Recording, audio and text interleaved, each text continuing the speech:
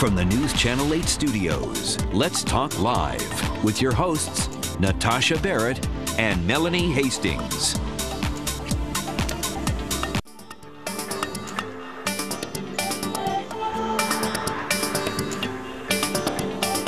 You're about to hear from someone who's lived through every woman's nightmare of being raped. Jennifer Wheatley Wolf is the author of One Voice Raised, A Triumph Over Rape, and it chronicles the years of waiting for justice and the chief investigator who eventually solved her case. Jennifer, thanks for being here and sharing this story. This was, what, 1988? 1988, August 1988, a man made his way into my home. He hid out on the stairway where he had a clear view of my bedroom down below, waited for me to leave and go into the bathroom. Wow. And when I went into the bathroom, he came down the stairs and entered my bedroom. And of course, when I came back into the room, he grabbed me from behind, wrapped something around my neck, stuffed it down my throat, tried to strangle me, and then raped me. I never saw his face. He threatened to kill me if I looked at him. So he had been watching you. And to take the time to do this. He had it all worked out. We don't know that specifically, but I'm guessing he had done this before and he had it worked out to assist him. So he threatened to kill you if you told anybody. Were you able to call the police that night? I did call the police and I reported the crime, and it was picked up by an investigator who, the first investigator with my case, let it drop.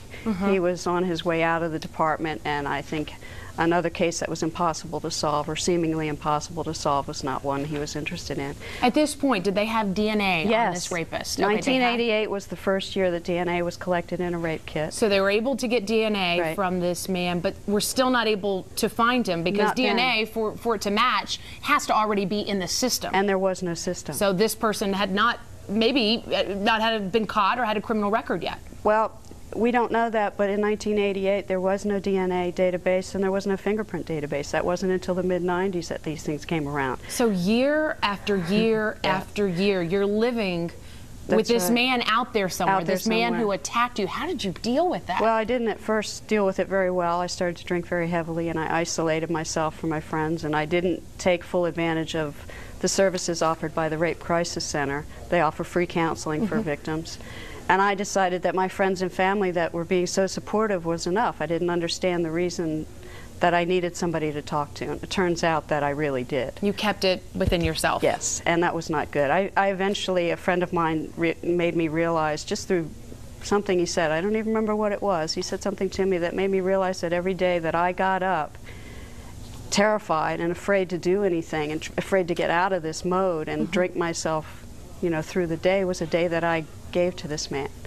That makes sense. That's pretty powerful right there. Yeah, I was empowering him by destroying myself. That's what changed it for you? Yes, and then I got into a rehab, and when I got out of rehab, I realized that focusing on the positive things in life and my talents and my abilities, I'm an artist, were the things that I needed to get out of this destructive mode, and it's very important. More than 20 years later, where's the case now? Well, my case was picked up in the spring of 1989 by David Cordell, who also co-wrote the book with me. And whenever he had a case that was similar, or he thought was similar, once the DNA database came around, he would check the evidence. Of course, nothing came up. It wasn't until 2004 when President Bush initiated instituted the DNA initiative, which allowed police departments all over the country to apply for money to retest cold case DNA, viable evidence, to see if they could clear some of these cases. Well, by 2005, my case came to the top of the heap again. Dave checked the DNA against the database, and at this point, we realized there was another victim who also did not see this man's face. So now we had two of us. And how old was that case? What year was that case from? She was raped in December. Of that same year, of 1988? 1988. So now we knew there were two of us that had been raped by the same man, but we still had no idea who he was. You still couldn't identify the man. Right. So you're getting closer. Right, and that was frustrating. At the same time, he's hit another woman, so you wonder how many other victims there are. And the Department of Justice, the National Victimization Survey, estimates that one person is raped every 2 minutes. That's hard to hear. And of those survivors, the majority, nearly 70%, will not report the crime. So I know there were many more victims that we don't know about. It wasn't until 2009 that at 2005 my case went cold again, essentially. because Dave thought for sure that if he entered the DNA, he was going to have a match. But went on to solve other cases, and then mine came back to the top of the heap. And so this time, 2009, what happened? He handed the case over to his partner and said, "There's something I'm missing. We can't have gotten this close and not have an answer to this." And 5 minutes later, I guess it was, his partner says, "Dave, do you realize there was a latent fingerprint lifted from my bedroom from a candle that was on the nightstand?" So they threw that into the system? And bingo.